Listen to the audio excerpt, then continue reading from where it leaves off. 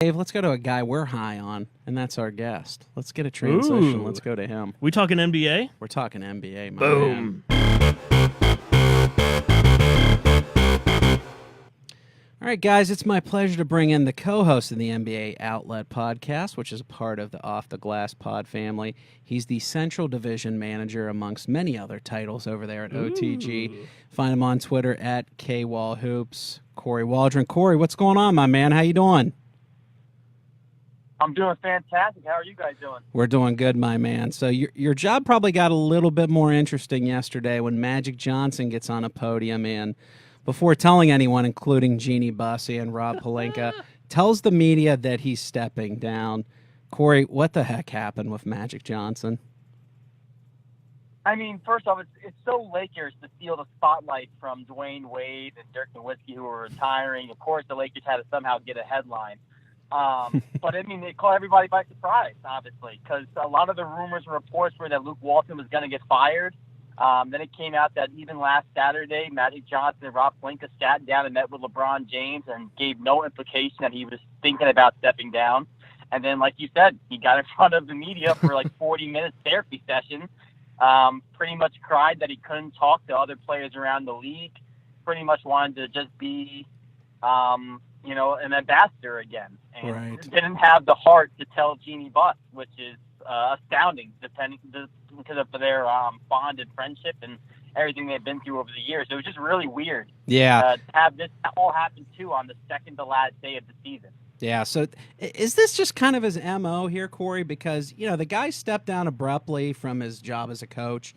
He stepped down from his talk show, his pregame show with ESPN. Oh, yeah. Is Magic Johnson maybe just not the guy we think he is? I mean, apparently, I heard that there's actually a report coming out about how he treats other staff members within the Lakers organization. That's looming that ESPN's writing currently. So maybe we're going to hear that he's actually not that great of a guy to be around. Also, I mean, that's all speculation at this point. But yeah, I mean, clearly we're 2 years in, and he apparently never really got fully involved. He was constantly on the road. He rarely had office hours. So it just seems like a guy who really just wants to do whatever he feels like, and it kind of feels like 1 week he may be all in, and the next week he wants to be on vacation in Cabo. Yeah. So there's a lot of finger pointing going on right now, Kory. But at the end of the day, what was really the issues with the Lakers? What led to this dreadful season that really no one saw coming? I mean, realistically, at the end of the day, I think it's injury still. If you look at where this team was before LeBron James got hurt, before Lonzo Ball got hurt, before Brandon Ingram got hurt, this team was fourth in the Western Conference. Now, I'm not saying they would have stayed there all year, because as you can tell by the Western Conference, even to this day, the seeding won't be determined until the end of the night. Right. But I think it's injury. When you lose your best player and then you lose all these young guys, because even though Lonzo's offensive numbers aren't great, he's actually a really good defender and a very good playmaker, which has helped them push the pace. So Right. losing all these guys, I think they only played 37 games together. That's starting five of Kuzma, Ingram, Lonzo, and LeBron. So, 82-game season, your guys only together for 37 games. It's going to have an impact. Right. So when you look at the Lakers now in the offseason here, Kory, we know Ingram's got blood clots, which is an issue. Lonzo Ball's in the middle of this business, family kind of controversy. LeBron looked human this year and had his first major injury. If you're AD, do you even want to come here at the end of the day? I mean, the only thing that still can have the draw of LA is the fact that it's LA, right? You're going into a major market. The Lakers obviously have a more pristine tradition of winning rather than like the New York Knicks, for example. So I think there is some draw still, but I agree with you. I don't know how AD can even look at this roster and say, yeah, if you add me, we're definitely going to the Western Conference Finals. I just don't think it's that easy. And then plus, if you want to get a guy like Anthony Davis, you're trading for him, and you're going to have to trade, Kyle Kuzma, and who knows if they even want Brandon Ingram now because of the blood clot. So that's also a new wrinkle in things. Yeah, sure. Or Lonzo Ball. You're going to have to really strip your roster out to even get AD. Yeah, so gut feeling right now, Kory, where does AD end up?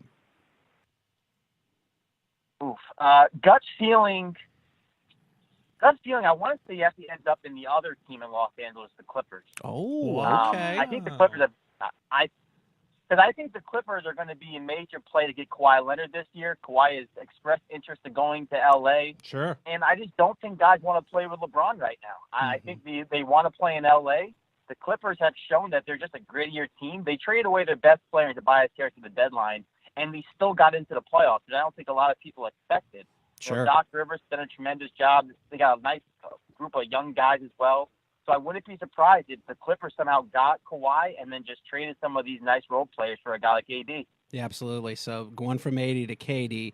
Are we overreacting here, Kory? Is KD at the end of the day just going to say, look, I'm on by far the best team in the league. I have a chance to make history and win a championship next year.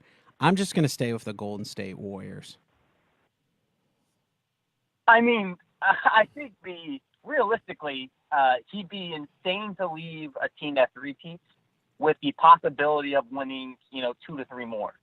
Because right now the Warriors are a dynasty. I think we could all agree on that. So I think KD would be a fool to leave the Warriors, especially when you have a guy like Stephen Curry locked up alongside you. They're going to probably extend Klay Thompson. Draymond is kind of expendable, I think, especially because of his shooting woes.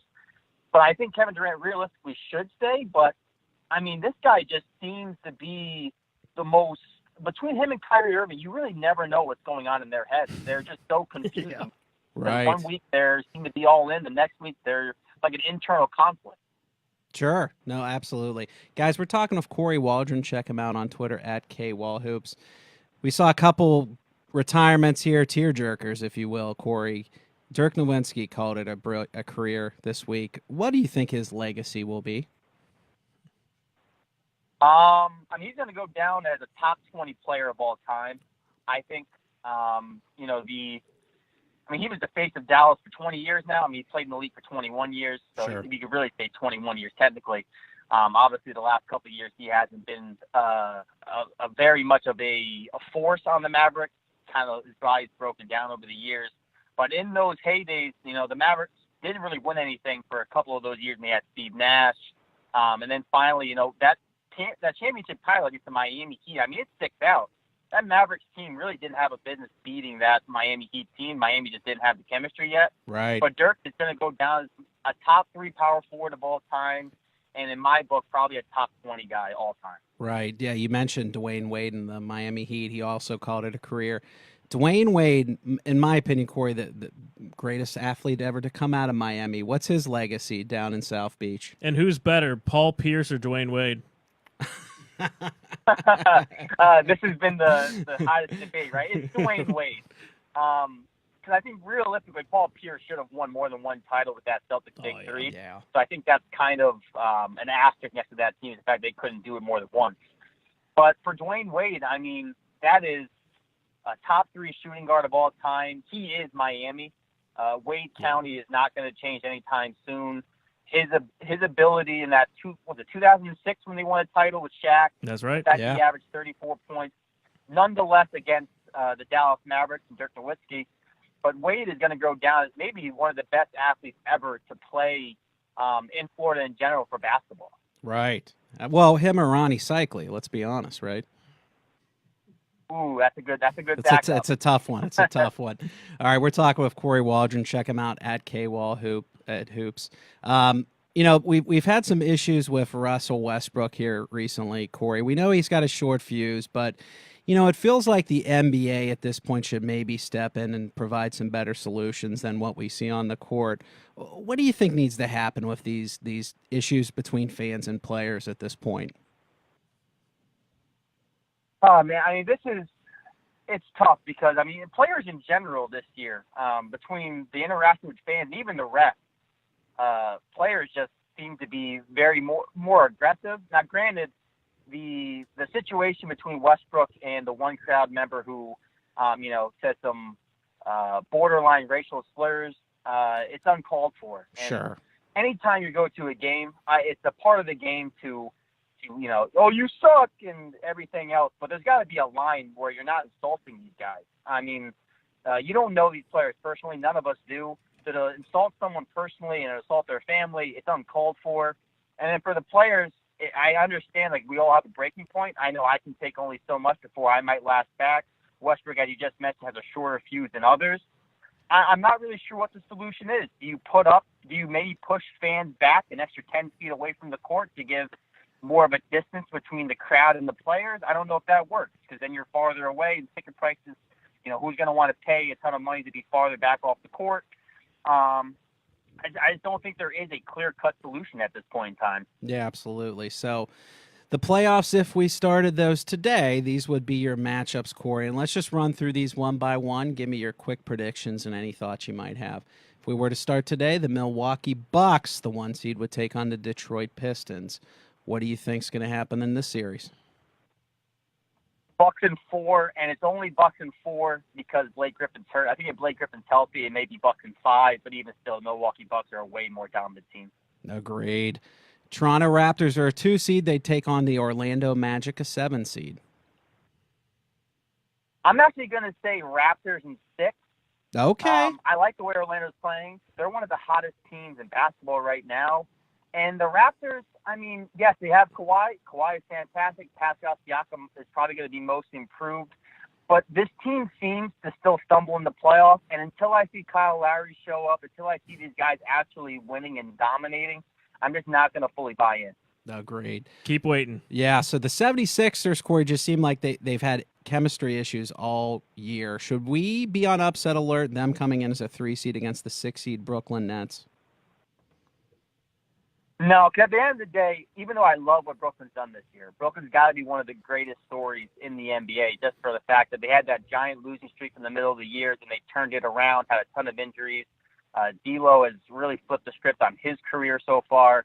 But I think the fact of the matter is the talent in a 7-game series is still in favor of the Sixers. The minutes are going to get staggered. The Sixers bench is kind of trash, but you're going to be able to stagger the minutes with Jimmy Butler and Tobias Harris. And I don't think the Nets have an answer for Joel Embiid. I'm expecting Joel Embiid to have a monster series. Very good. So then finally rounding out the East, we've got the Indiana Pacers, the 4 seed, would face the Boston Celtics. What do you see happening there? See, I'm a Pacers fan, so this is tough because there's my internal bias and then the basketball knowledge that comes out. It just came out today, too, that Marcus Smart is going to miss the first 2 rounds of the playoffs with an oblique injury. Right. So that puts it more so in the Pacers' favor slightly. But at the end of the day, the Celtics just have so much talent, so I think it's going to be Celtics in 7. Absolutely. Somewhere Bill Simmons is crying. Do you think your Pacers can play mind games with the Celtics? I mean, they're mentally weak, right? I mean, I think if the first game, I think the Celtics have home court. They won the season series against the Pacers. Right. But I think if the Pacers manage to steal game 1 or game 2, I mean, more importantly, game 1. If you win game 1 in Boston, I don't know, it may shake up that team a little bit that, they got rocked on their home court in game 1. I think that first game could really set the tone for the series. All right, and going west here, Kory, the Golden State Warriors, the 1 seed, would take on the LA Clippers. What's happening in this series? It's a sweep, not even a question. Yep, agreed. Denver Nuggets 2 would take on the San Antonio Spurs, the 7 seed. Now, the Nuggets, they've done a great job this year, but I think they're kind of a fluky 2 seed. I don't really trust them yet, so I'll actually go upset and say Spurs instead. Wow. Ooh, I like it. Okay. Then we've got the Houston Rockets, the 3 seed, who would take him on the OKC Thunder. Rockets in 7. I think that's going to be one of the best series we get this first round. Yeah, looking forward to that one. And then finally, the Trailblazers come in as the 4 seed, taking on the Utah Jazz, the 5th seed. Going to be a slugfest, but I'm going to go with Utah Jazz in 6. Kory, at the end of the day, are we just talking a lot of hubbub here in the Golden State Warriors 3-peat? Yeah, it certainly feels that way. I don't wish injuries on anyone, but the Warriors have had a tendency to get a little bit banged up in the playoffs. So if that was to happen, it opens us up. But realistically, if Kevin Durant, Steph Curry, Klay Thompson, now even DeMarcus Cousins, who seems to be really coming to form the last month or so of the season, there's really no team that matches up with them, especially with the fact that Steve Kerr is going to stagger the minutes. All these guys are going to play 35-plus minutes. I just don't see how any team, especially in the West, matches up. So go ahead, Dave. Kory, if there's one team that can do it, whether it's in the West or it's in the NBA Finals, who would be the team, even though you don't think it's going to happen, who could be that team to knock them off? I think it's the Milwaukee Bucks. Wow. Oh, I would okay. love that. I think. What's up? I would love that. Yeah, I mean, Coach Budenholzer has done a tremendous job. I had them as a dark horse to win the Eastern Conference going into the year. I didn't think they were going to hit the ground running like they did. Antetokounmpo too, which hasn't really been spotlighted. He hasn't played a lot. I mean, he has played out. He's only averaging 32 minutes per game, so he hasn't really been unleashed at this point. He's had to rest a lot of fourth quarters because they've been blowing teams out. Now they do have some health issues with Malcolm Brogdon and Nikola Mirotic out for at least the first round. But once these guys get healthy, I just love their versatility, their length. Chris Middleton is vastly underrated. I think their defensive scheme and their ability to switch on guys is the exact kind of formula you need to beat the Warriors. The one thing in the Warriors' favor for that series in particular is the fact that DeMarcus Cousins doesn't have anyone who can really lock him up. Brook Lopez is not a great defender. Pau Gasol is a little bit older, as we know. So I think DeMarcus Cousins could probably feast in that series, but I like the versatility everywhere, though. Yeah, so Kory, curious on your thoughts here. We know Zion's going to be the number one pick. What's the best NBA destination in your mind for the NBA league as a whole? For Zion? Yes. Honestly, and this is funny, I'm not actually normally really high on this team, but I think it'd be Atlanta, right? You throw in Zion with Trae Young and John Collins. That is a very good, bad team. They haven't obviously had a ton of wins this year, but they've been really competitive. And I think just for the flashiness, Trae Young and Zion plus John Collins would be a really fun core to build with. Absolutely. Kory, finally, give us your plug, man. Tell us about OTG, the podcast. Where can people find you and what can they expect from your show? Yeah, I mean, I'm over on OTGbasketball.com, Off the Glass. We do a 2 to 3 episode a week show in the NBA outlet. We do some games where we go over like a guess who, we guess stats. We do hot take or shot take. We go over some tweets that we see on the internet because we know how people love to fire off hot takes on Twitter. And we just go a little bit broadly around the NBA. And then on the site, we run a lot of fun series, constantly trying to do new ways to look at the league, not be as boring. And of course, you can follow me on Twitter at KWallHoops. All right, Kory, appreciate your time tonight, my man. Guys, follow him on Twitter. Check out OTG. That's Kory Waldron. Thanks, Kory. Have a good one, my man.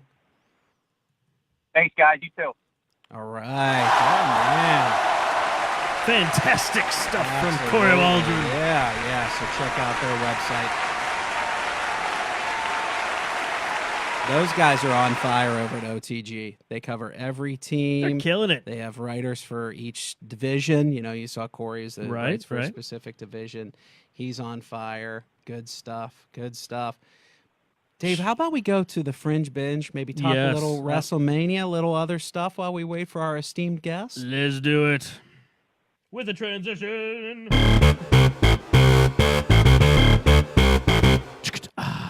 Jay Bird. Yo. It is time for the Fringe Binge.